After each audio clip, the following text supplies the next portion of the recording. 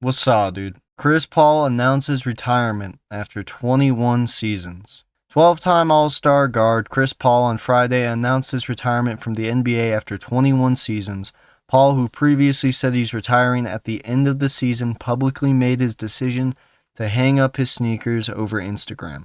And you want to know why he didn't retire at the end of the season? It's probably because something to do with this franchise right here, the Clippers. But let's see. This is it. Over 21 years, I'm stepping away from basketball. Paul, 40, wrote on social media. As I write this, it's hard to really know what I feel, but for once, most people would be surprised. I don't have the answer, but mostly I'm filled with so much joy and gratitude.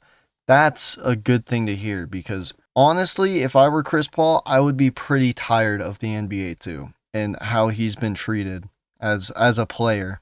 While this chapter of being an NBA player is done, the game of basketball will forever be ingrained in the DNA of my life. I hope that he says something about being, I don't know if I hope, but I wonder if he's going to be a coach for a team eventually. The Toronto Raptors waived Paul earlier on Friday. That move was expected after Toronto acquired Paul from the Los Angeles Clippers as part of a 3-team deal with the Brooklyn Nets at last week's trade deadline. The trade for Paul, in the eyes of the Raptors, was done for financial reasons. This just goes on to the deal. This season, he averaged 3 points, 3.3 assists, 1.8 rebounds, and 16 games off the bench. He has not played in a game since December 1st.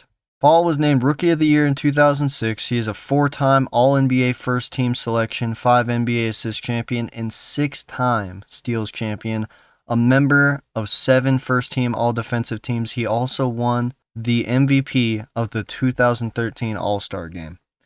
Dude, so the big thing I have with this is with Chris Paul retiring, it's kind of like an end of the era with the small guard. Like, people have talked about this for a couple years. The NBA, most NBA teams are definitely shifting away from the small guard in the starting lineup. It makes sense logically because it's like, why would you want to have a player like Chris Paul who is a great offensively and even pretty good defensively? You can see throughout his career, he was a good defensive player for somebody at 6 feet tall. Like, just somebody in general, he was a good defensive player. But why would you risk having a liability on defense? Because most players that are under 6'4" are bad defensively. And in today's game, with mismatches being a huge exploit, I guess, for many teams on offense, like if you see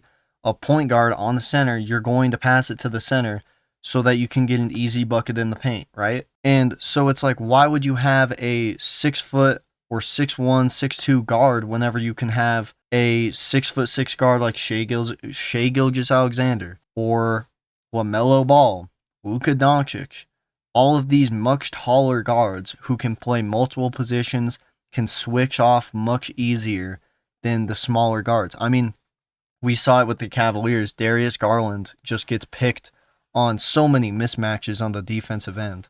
And then it's like Chris Paul was sort of the exception because he could play good defense. You couldn't just bully him on the defensive end all the time like you could do with somebody like Jalen Brunson. Like, Jalen Brunson is a phenomenal offensive player, but on defense, he is so much of a mismatch that it takes away a lot of his benefit from the offensive end. Another small complaint I have here is look at how many ads are on this. There was an ad over here.